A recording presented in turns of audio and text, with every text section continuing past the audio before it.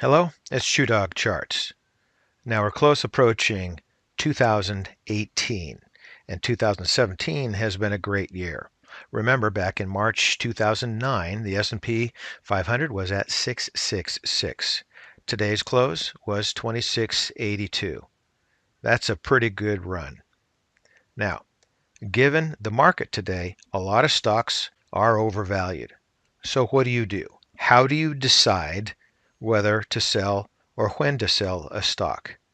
We've talked recently about different stocks, potential for buying, and we've even talked about rebalancing. But today we're going to focus on when to sell a stock. Now, one thesis might be that your investment ideas have changed.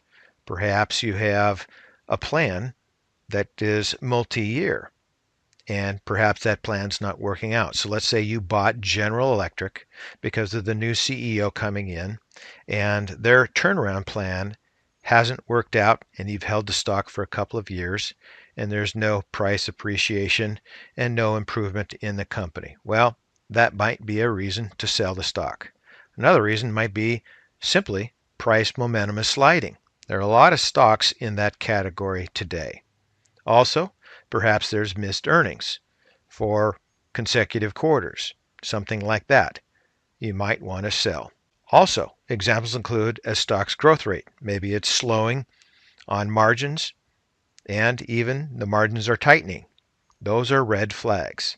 You also need to check out a company's income statement, a balance sheet, and overall pricing metrics. So maybe the company's losing money. Maybe it's running out of liquidity. Or maybe the shares just have wildly outpaced all others. These are all reasons to consider selling a stock. Today we're going to talk about two stocks and the reasons that one would want to sell those stocks. And perhaps these lessons apply to other stocks that you may have in your portfolio. So let's take a look.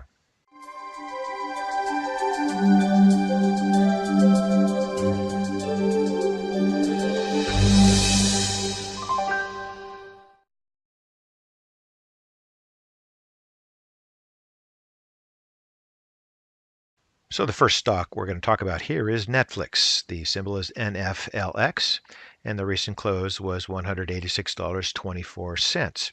Now, heading into the 2017 earnings season, the general sentiment about Netflix is relatively good. The shares peaked above 200 and recently have traded within a general range of about $185 to $195 per share. Now, at the same time, Goldman Sachs has maintained its $250 per share price target since last October. Recently, in December, J.P. Morgan placed Netflix among one of its top internet picks for 2018 and assigned it a price target of $242 per share. Now, despite all of this confidence, I'm a little skeptical. Some of my reasons include that memberships and revenue per membership historically have driven the share price, but have yet to translate into actual value creation through profits and free cash flow. Additionally, although analysts believe that Netflix is going to be able to pare back its content, raise prices, and maintain its growth, I don't think that's realistic. Further, the stock has a 200 multiple and has had consistently negative free cash flow. Netflix stocks trade at nearly 8 times revenue, which is among the highest of companies with similar market caps. Lastly, the stock trades at 24 times book value, which is about 8 times the current S&P multiple. Looking at the price chart, we see that Netflix peaked just above $200 per share, and within the last couple of months has trended just slightly downward. Moving into the MACD, we can see here that the fast line was heading up, but has turned sideways, and I think the next move is going to be down, similar to the movements in this time frame here, this time frame here, and this time frame here. I think we're going to do the same thing as head down.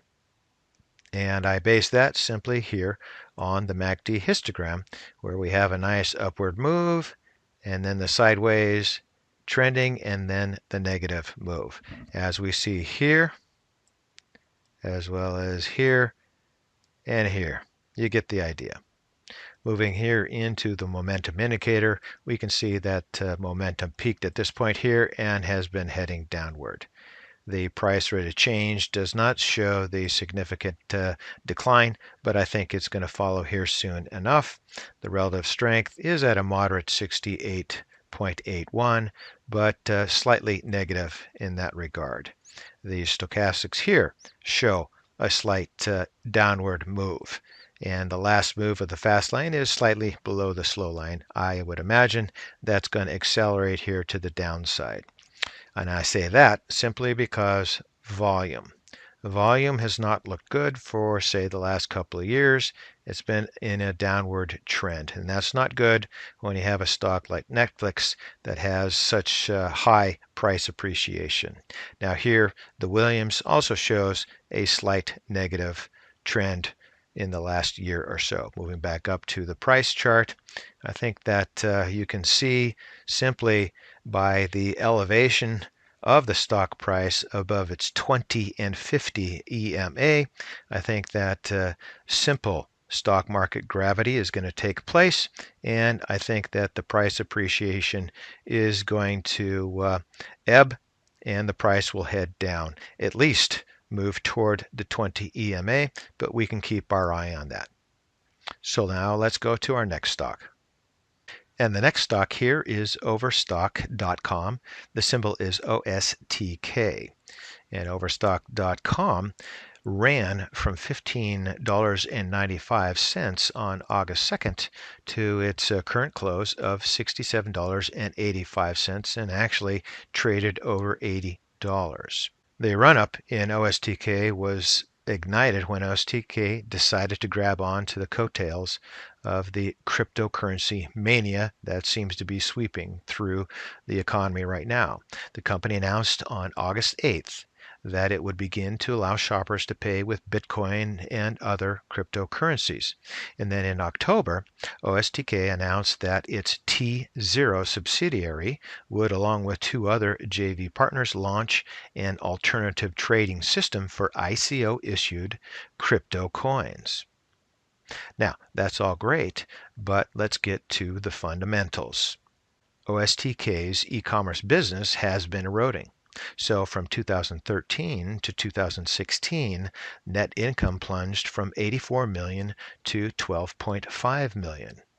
And then for the company's first 9 months of 2017, OSTK has generated a net loss of 14 million. Looking at its third quarter filing, the company's revenues dropped year over year in the third quarter from 441 million to 424 million. Further, its operating loss for the third quarter more than doubled from 5 million last year to 11.8 million this year. Additionally, the company's operations burned through 62.5 million in the first 9 months of 2017 versus 15 million in the same period for 2016. And lastly, I also believe that OSTK is extremely overvalued because it has a 1.33 billion market cap, which is an 8 times the book value.